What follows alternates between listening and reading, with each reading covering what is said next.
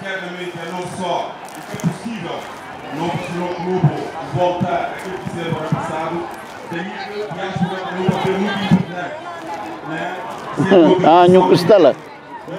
Anyu Kristala. Ainda conta rápido. O clube estava inativo durante 22 anos. Ainda conta rápido. Que hoje em dia não conseguimos competir na terceira divisão, não subir para a segunda divisão e esse ano não aposta ou não objetivos traçados ir para a subida para a primeira divisão.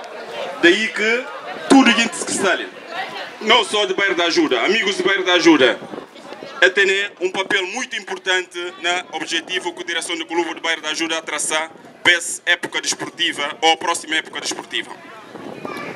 E que é fácil, como aqui a pessoa do Bossibi, situação do país, como que referi há bocado, e uma situação muito difícil, que daí que não conta que bom, ajuda, que vou poder dar o clube diretamente.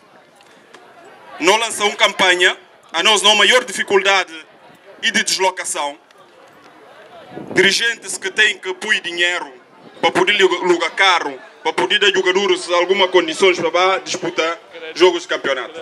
Daí que nós, um outro carro ali na Portugal, que nós gostava de tudo gente que está ali, que tem a possibilidade de ajudar o clube para adquirir aquele outro carro, que não minimizar no bacio ou que não ajudar no tio. Mas a gente está falando como o clube tem patrimônio em que lugar.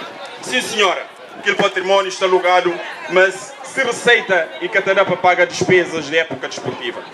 Mas se falava só como mensalmente, o clube tem uma receita de cerca de 400 euros, enquanto que a época desportiva ou o orçamento geral